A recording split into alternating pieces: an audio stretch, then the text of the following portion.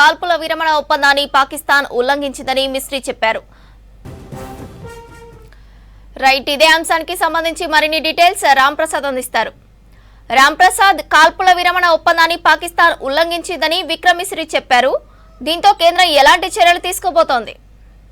శ్రవంతి, మనం చూడవచ్చు ఈరోజు సాయంత్రం 5 గంటల నుంచి అయితే కాల్పుల విరమణ ఒప్పందానికి భారతదేశంతో పాటు పాకిస్తాన్కు సంబంధించినటువంటి ప్రధానమంత్రులు ఇద్దరి నిర్ణయంతో అయితే ఈ యొక్క కాల్పుల విరమణ అనేది జరిగిందంటూ కూడా ఇటు అమెరికా అధ్యక్షుడు డొనాల్డ్ ట్రంప్ చేసినటువంటి ట్వీట్ అనంతరం అయితే రెండు దేశాల్లో కూడా ఇటు శాంతి నెలకొల్పే విధంగా అయితే ఒక నిర్ణయం అందరికీ తెలిసిన విషయమే. కానీ ఈ యొక్క కాల్పుల ఒప్పందాన్ని కేవలం 3 గంటల్లోనే విరమించి పాకిస్తాన్ మరొకసారి తన వక్రబుద్ధిని సమాజంకి, ముఖ్యంగా మనం చూడవచ్చు ప్రపంచంలో మొత్తాన్ని కూడా ఈ యొక్క పాక్ యొక్క వక్రబుద్ధి ఏంటనేది కూడా కనపడే విధంగా తన చర్యలను కొనసాగిస్తుంది. ముఖ్యంగా ఇటు ఇండియా పాకిస్తాన్ మధ్యలో ఉన్నటువంటి ఎల్ఓసి ప్రాంతాలన్నింటినీ కూడా డ్రోన్లతో దాడులకు పాల్పడుతుంది. ముఖ్యంగా గన్స్తో కూడా ఇటు కాల్పులు జరుపుతున్నటువంటి సందర్భంలో పాకిస్తాన్ చేస్తున్నటువంటి ఒక దుశ్చర్యను అయితే భారతదేశం మొత్తం కూడా, యావత్ భారతదేశం కూడా ఒక్కసారిగా ఉలిక్కపడ్డటువంటి పరిస్థితి. ఎందుకంటే ఒక్కసారిగా కాల్పుల విరమణ చేసుకున్న అనంతరం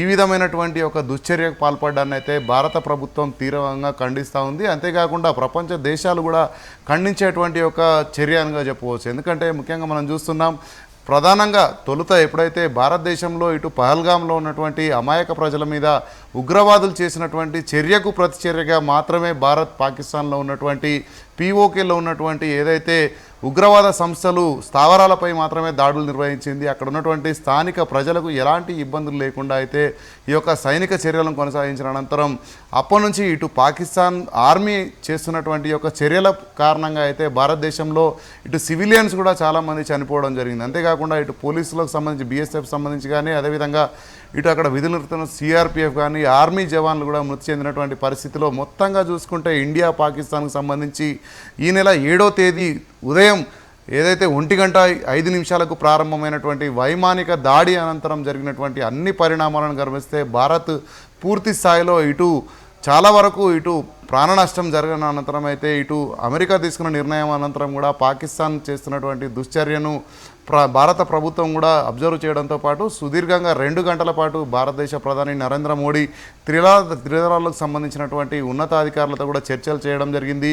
లైన్ ఆఫ్ కంట్రోల్ వద్ద వాళ్ళు ఏదైతే డ్రోన్స్తో దాడి చేస్తున్నారో ఈ క్రమంలోనే అక్కడ ఉన్నటువంటి ప్రజలందరినీ అలర్ట్ చేయడంతో పాటు దేశం మొత్తాన్ని కూడా అలర్ట్ చేసే విధంగా అయితే ప్రత్యేక ఆదేశాలు జారీ చేయడం జరిగింది. అంతేకాకుండా మనం చూస్తున్నాం, పాకిస్తాన్ చేస్తున్నటువంటి యొక్క దుశ్చర్యలు ఏవైతే ఉన్నాయో డ్రోన్లతో దాడులు చేస్తున్న క్రమంలో ఇటు భారత రక్షణ శాఖకు సంబంధించినటువంటి అన్ని త్రిదళాలకు కూడా పూర్తి స్థాయిలో స్వేచ్ఛను ఇచ్చేసి ఆ యొక్క ఏదైతే చేస్తున్నటువంటి దాడులను తిప్పికొట్టేందుకైతే స్వేచ్ఛను ఇస్తూ అయితే భారత ప్రభుత్వం కూడా నిర్ణయం తీసుకోవడం జరిగింది. చూడాలి మనం, ఎందుకంటే దీనికి సంబంధించి ఇప్పటికే భారత విదేశాంగ సెక్రటరీ విక్రమ్ మిస్రీ కూడా దీనికి సంబంధించి అయితే పూర్తి స్థాయిలో వివరాలను వెల్లడించడం జరిగింది. ఎందుకంటే గత కొద్ది గంటలుగా పాకిస్తాన్ చేస్తున్నటువంటి ఒక దాడులను అయితే క్లియర్గా అబ్జర్వ్ చేస్తున్నాం. ఎందుకంటే దేశ రాజధాని ఢిల్లీలో కూడా దీనికి సంబంధించి అయితే హై లెవెల్ మీటింగ్ కూడా కండక్ట్ చేయడం జరిగింది.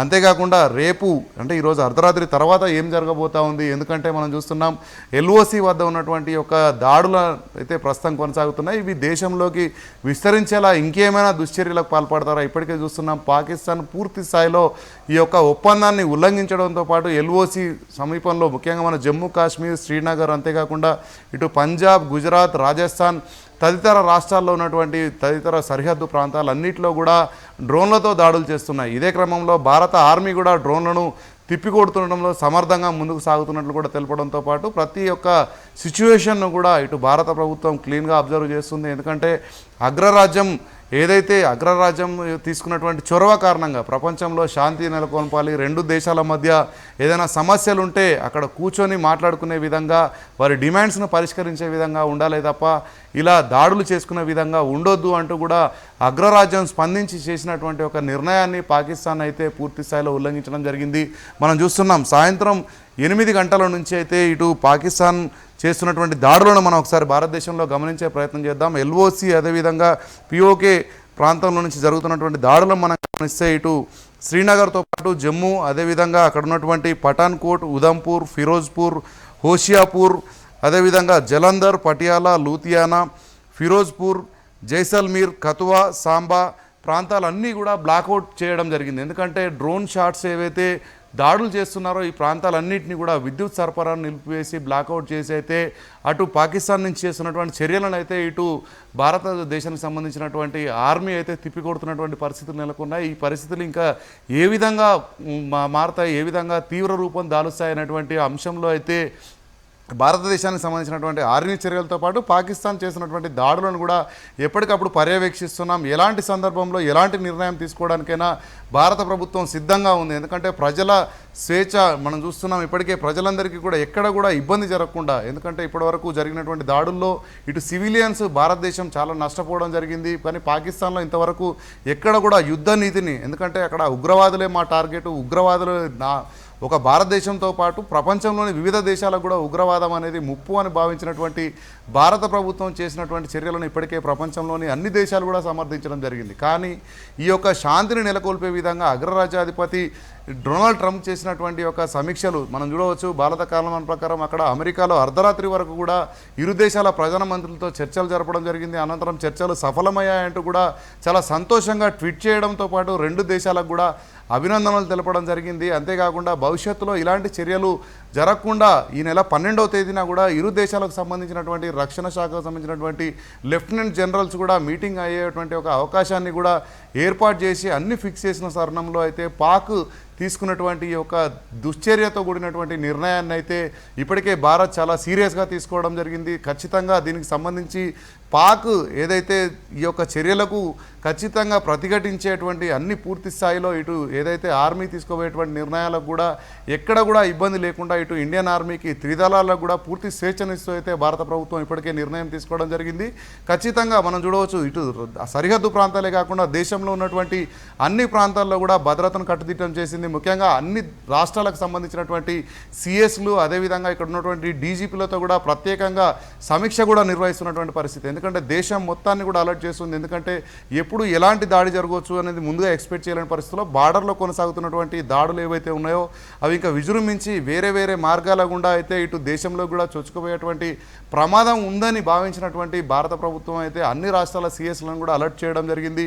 ఖచ్చితంగా ఈ యుద్ధాన్ని ఎక్కడి వరకైనా కానీ కూడా తీసుకువెళ్తాం. ఎందుకంటే ఇప్పటికే మనం చెప్తున్నాం, అక్కడ కాల్పుల విరమణ ఒప్పందంలో జరిగినటువంటి ఒప్పందాల్లో ప్రధానంగా చూస్తే ఇక పైన ఇటు ఉగ్రవాదులు చేసేటువంటి ప్రతి దాడిని కూడా ఇటు దేశం పైన జరుగుతున్నటువంటి యుద్ధంగానే పరిగణిస్తాము, తిరిగి ప్రతిఘటిస్తామని చెప్పేసి ఇప్పటికే భారత్ చెప్పిన క్రమంలో ఇటు పాకిస్తాన్ ఆర్మీయే డైరెక్ట్గా వచ్చేసి ఇటు ప్రజల మీద కాల్పులు చేస్తుంది. బార్డర్లో మనం చూసాం, గత 3 రోజులుగా జరుగుతున్నటువంటి సివిలియన్స్ మీద కాల్పులు జరపడాన్ని అయితే భారత్ ఇప్పటికే చాలా సీరియస్గా తీసుకుంది. కానీ ఈ ఒప్పందాన్ని ఉల్లంఘించిన అనంతరం భారత్ కూడా పూర్తి స్థాయిలో ఈ ఆర్మీ పైన ఏదైతే పాక్ ఆర్మీ చొచ్చుకు వస్తుందో దాన్ని ప్రతిఘటించడంలో కూడా అన్ని రకాల స్వేచ్ఛను అయితే ఇస్తూ అయితే ఉత్తర్వులు జారీ చేసే చూడాలి ఈ యొక్క యుద్ధం ఎంతవరకు దారి తీస్తుంది. ఎందుకంటే పాకిస్తాన్ చేసినటువంటి పనులు ఇప్పటివరకు మనం గమనిస్తే ఉగ్రవాదులతో కలిసి పనిచేస్తున్నాం, ఉగ్రవాదులకు మేమే ట్రైనింగ్ ఇస్తున్నాం, ఉగ్రవాదులను తయారు చేసేటువంటి ఒక కంపెనీ మా దగ్గరే ఉంది అని చెప్పేసి ఇప్పటికే ప్రచారం చేసుకున్నటువంటి ఒక